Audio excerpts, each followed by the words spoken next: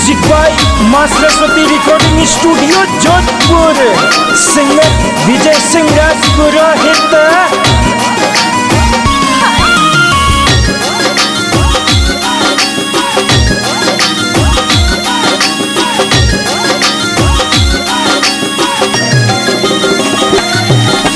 संखवाड़ी सरकार थारी कोमल राजपुरोहित थारी। बोली मीठी लागे जी कोमल राजपुरोहित थारी। बोली मीठी लागे जी विनोद जी और सुंदर कंवर मम्मी पापा थारा। मम्मी पापा जी कोमल ने लाड घड़ो लडावे।